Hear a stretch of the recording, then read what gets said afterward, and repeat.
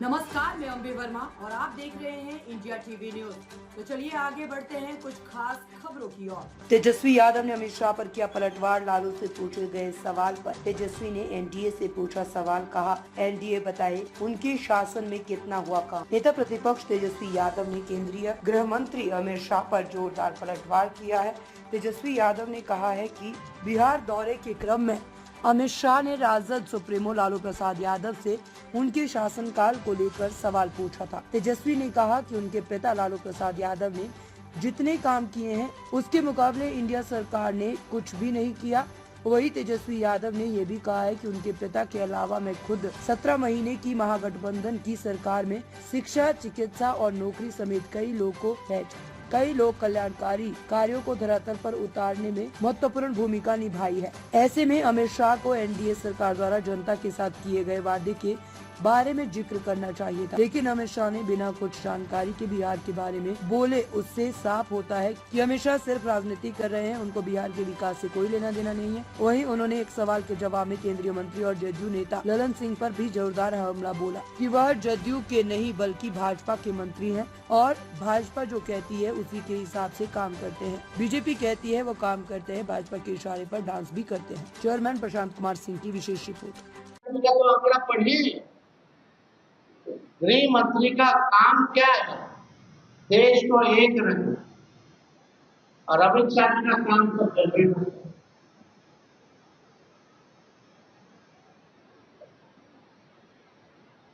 किस मानसिकता के व्यक्ति है कि पूजा भारत में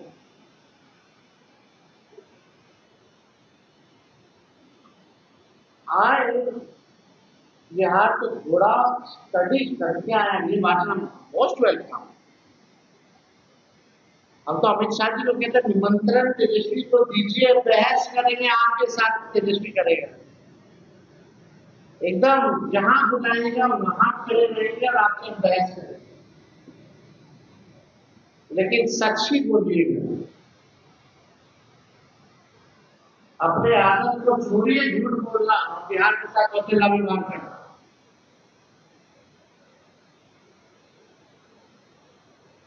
हर बार लालू जी ने कारखाना दिया, रेलवे का 4। देश भर में अगर ट्रेन दौड़ रहा तो पहिया नहीं बनता। एक बार बोलिए क्या होगा, और उसके जरिए कितना लोगों को नौकरी मिली, रोजगार मिला। 90,000 करोड़ का लालू जी ने मुनाफा दिया।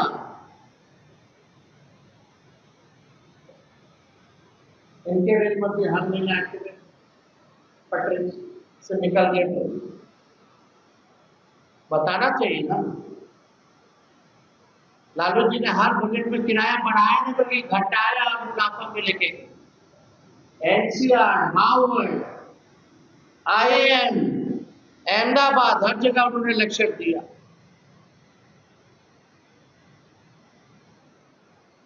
और लालू जी विदेश भी गए तो टेलीप्रॉम्प्टर के नहीं बोलने अंग्रेजी,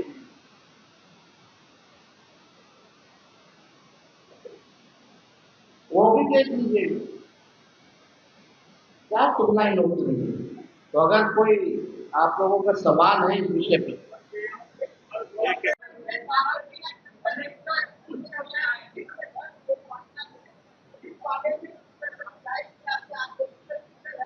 अब आप देखिए कितने लोगों की तो हत्या होगी, कितने लोगों की तो हत्या होगी। ये गंभीर मसला है। पुलिस का काम जो है न्याय करना, लोगों को सुरक्षा देना, लेकिन अपने काम से नीतीश कुमार के राज में, डबल इंजन के राज में ये लोग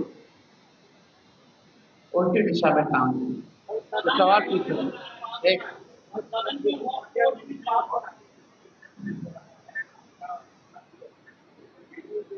लोग शुरू से ही इस बिल का विरोध कर रहे हैं। जेपीसी में भी हम लोगों ने विरोध किया है। हम लालू जी की बीमार अवस्था में भी धरना प्रदर्शन पर पहुंचे हैं और इसका विरोध। ये असंवैधानिक बिल है। ये लोग देश को बांटने का काम कर रहे हैं। आज मुसलमान है तो कल ईसाई होगा, परसों सिख होगा। हम लोग गंगा जमुना तहजीब को मानने वाले लोग हैं, भाईचारे को मानने वाले लोग। डाइवर्सिटी हमारे देश की खूबसूरती है। ये लोग आरएसएस का एजेंडा खोजना चाहते हैं, जिसको हम स्वीकार करेंगे।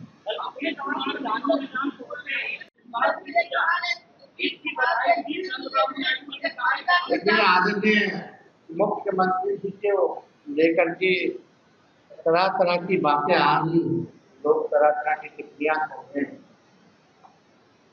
हम तो आदरणीय मुख्यमंत्री जी को इस हालत में देख करके उनकी चिंता होती है कि क्या उनके साथ हो रहा है। हमने मुख्यमंत्री के साथ काम किया है, लेकिन आज की जो स्थिति है वो देख करके हम चिंतित हैं।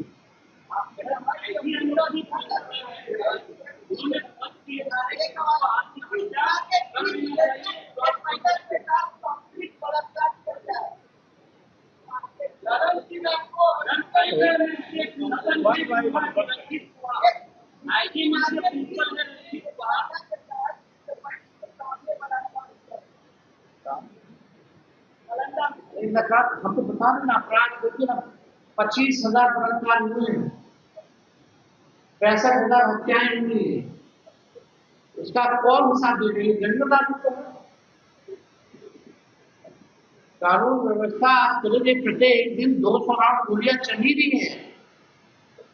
ऐसा कोई जिला नहीं है जहां हत्या, अपहरण, बलात्कार नहीं हो रहे हैं।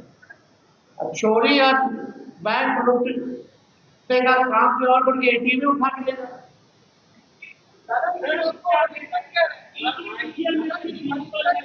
बैलेंस की तो बीजेपी में,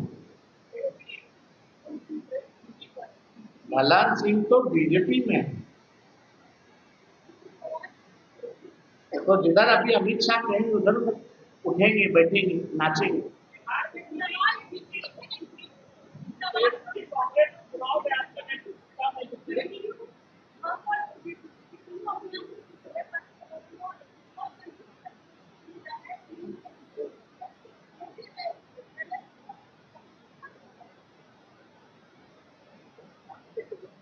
कोई मतलब ही नहीं होगी उनके टिप्पा टिप्पणी करके, कोई मतलब ही नहीं। ये तीनों लोग जो हैं, कुर्सी है तो आप इनसे कुछ भी जवाब कुर्सी दे दीजिए, ठीक है। आज केंद्र में मंत्री हैं लोग, तो आप क्या लिखें, ये लोग क्या करें? लेकिन अपने आप को वैचारिक, उसकी विचारधारा को मानने वाले ये भी दिखाना चाहते हैं, क्योंकि है नहीं। रामविलास पासवान जी ने तो इस्तीफा दिया था, हमने किस सवाल को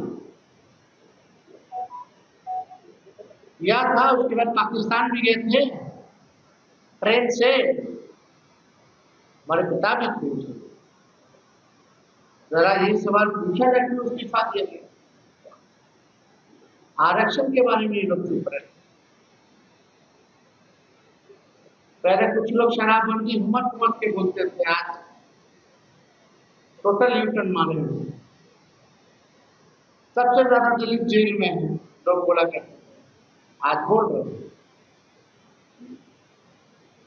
इन लोगों को कोई मतलब नहीं, इन लोगों को केवल कुर्सी से क्या।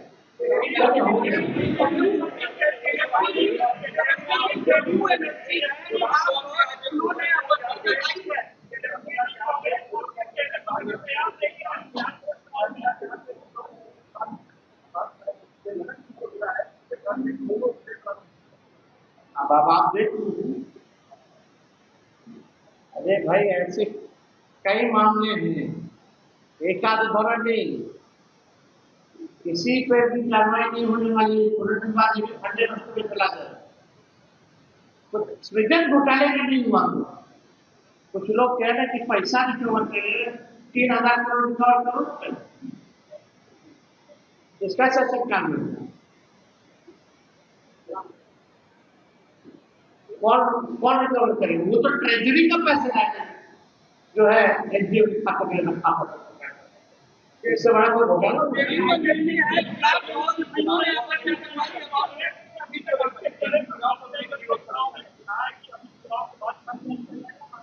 क्या चीज का कभी नहीं, तो हम लोग देख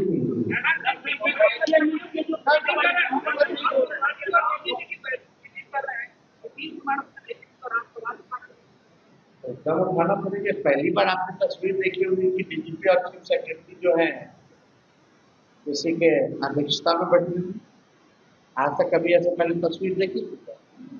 ललन सिंह तो आप जाने बीजेपी मन दिल सब कुछ अब मोदी जी और अमित शाह जी बस।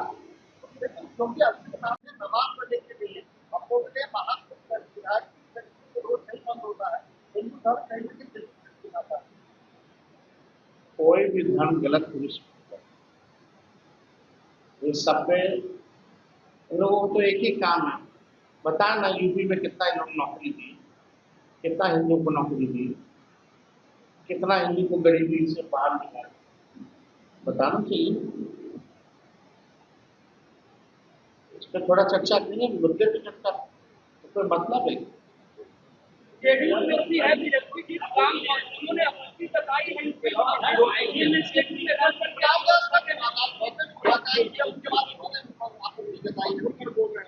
हमको लगता है कि जो लोग हैं जदयू में ऐसे लोग अब खुल के सामने आना चाहिए।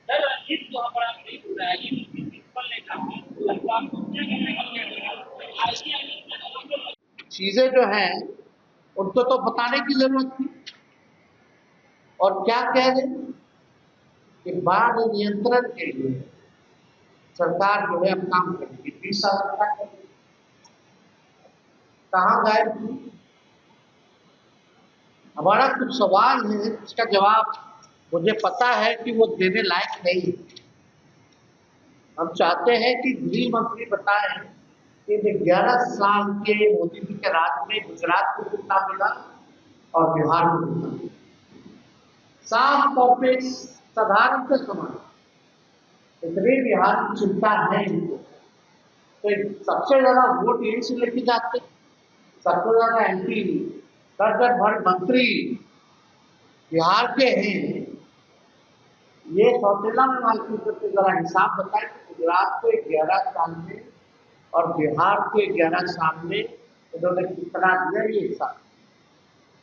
20 वर्षों में पलायन रोकने के लिए इनके डबल इंजन की सरकार ने क्या किया, कितने विश्वविद्यालय इन्होंने स्थापित किए। केंद्र विद्यालय बता दे, विश्वविद्यालय छोड़ी यही, केंद्रीय विद्यालय बता दे कि बिहार को इन्होंने कितना दिया। युवाओं के लिए नौकरी और रोजगार के लिए क्या किया। अब थे तो 5 लाख को सरकारी नौकरी बिना नियुक्ति पत्र बढ़ रहा था, 3 लाख प्रक्रिया ढील रहे हैं, उसी का कॉपी करके तो हर जगह नियुक्ति पत्र आने बांटते हैं। इसके बारे में बताना चाहिए कि बिहार में कितने लोगों को नौकरी और रोजगार मिला। विगत 20 वर्ष में एनडीए की सरकार ने, केंद्र सरकार ने बिहार में कितने चीनी जो है वो चालू की। प्रधानमंत्री जी कहाँ चीनी चालू शुरू करके वही का चीनी का चाय कितना बार पिए यही बता।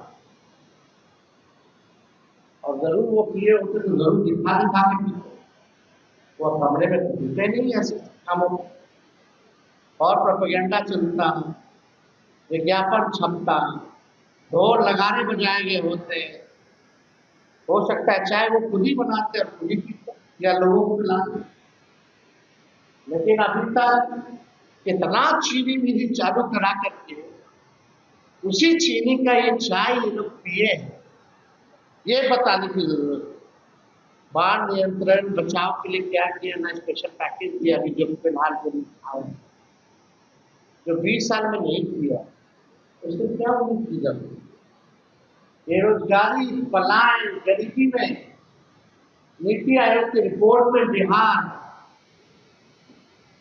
जो है सबसे अव्वल राज्य में, बेरोजगारी में, गरीबी में, पलायन में, उसमें एक बार भी इस बारे में कोई चर्चा जो है इन्होंने नहीं। नीति आयोग का जो विकास का सूचकांक है, बिहार सबसे पीछे है। आप देखिए, प्रति व्यक्ति आय, प्रति व्यक्ति निवेश, किसानों का आय, हर चीज में बिहार जो है पिछड़ी है। हमने विधानसभा में भी पूछा कि नीतीश जी अगर विकास पुरुष है तो 20 सालों में ये बीजेपी की डबल इंजन की सरकार ने एक काम ऐसा बता दो जिसमें बिहार नंबर 1, एक काम बता दो जिसमें बिहार नंबर 1। कितने आप सबको और आप सबके तरफ से, अपने दल, पार्टी और राष्ट्रीय की तरफ से नवरात्र की शुभकामनाएं देते हैं। और आज का प्रेस कॉन्फ्रेंस में आप सब आए इसलिए हुआ, और आज हम लोग प्रेस कॉन्फ्रेंस करते हैं। आप सबको पता है कि चुनाव बिहार में होने जा रहा है। कब होगा, नहीं होगा, वो तो बीजेपी के हाथ में है। जब बीजेपी इलेक्शन कमीशन को इशारा करेगी तो चुनाव हो जाएगा।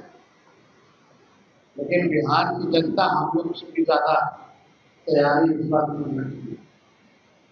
20 साल तक जिन्होंने शोषण किया बिहार को हरा, इस बार बिहार को उन लोगों को सबक दिखाने का परिवर्तन है। अब चुनाव का माहौल है तो हमने पूर्व में ही कहा था दिल्ली चुनाव के बाद बीजेपी या केंद्र के सारे मंत्री या देश भर में या दुनिया भर में जितनी ताकत है बीजेपी के पास, वो सारे ताकतों को जो है बिहार चुनाव उतारने का काम किया। और कूद के लोग जो है बिहार का दौरा करेंगे। और इसी दौरे पर कुछ दिन पहले, 2 दिन पहले अमित शाह जी बिहार आए। अच्छी बात है, आना चाहिए, हमेशा आना चाहिए। लेकिन बीजेपी की तो परंपरा है कि जिस राज्य में जब चुनाव होता है वहीं ये लोग पहुंचते हैं। हालांकि इनका अपना निर्णय है।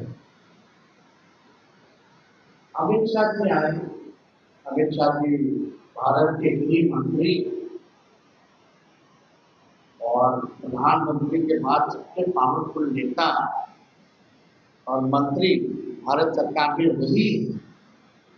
लेकिन दुख होता है कि गृह मंत्री के पास एक तो आंखें सही नहीं होते और झूठ और जुमला के अलावा बोलते हैं। ये सच्चाई है। अगर आप लोग भी उनके पूरे वक्तव्य का अगर निकाल करके देखते हैं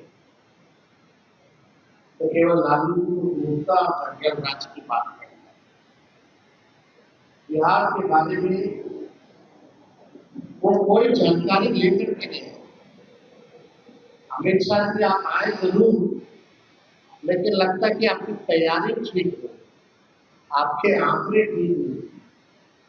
और देश के गृह मंत्री के बाद जो लगातार गृह मंत्री हो भारत सरकार, अगर बिहार में अगर आके जनरल राज के बारे में बात करता है तो आंकड़ों के बारे में बात करनी चाहिए अमित शाह जी।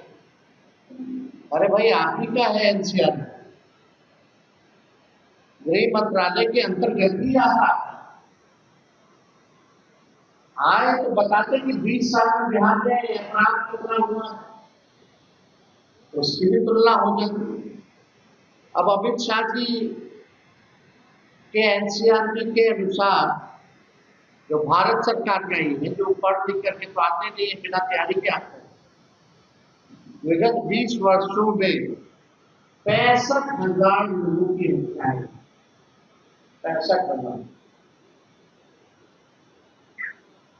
25,000 बलात्कार हुए, 1 लाख अपहरण हुए हैं, 3 लाख से अधिक चोरियां हुई हैं और पुलिस कर्मियों पर हमला और हत्या इनके 20 वर्षों में सबसे ज्यादा, सबसे अधिक हुई। सबसे कम ये आंकड़ा बताना चाहिए। अमित शाह जी यहाँ जनरल राज के बारे में बात कर रहे हैं। इनके प्रधानमंत्री जब आए थे तो 40 घोटालों का जिक्र किया आपके नीतीश जी। अगर अमित शाह जी आए तो सुप्रीम कोर्ट की जो टिप्पणी बिहार सरकार को, एनडीए सरकार को लेकर के रही है, वो भी बताना चाहिए। शर्मनाक, अमानवीय, दुर्भाग्यपूर्ण, लापरवाह, बेहद डरावना, बेहाव बिहार सरकार क्या कर रही है।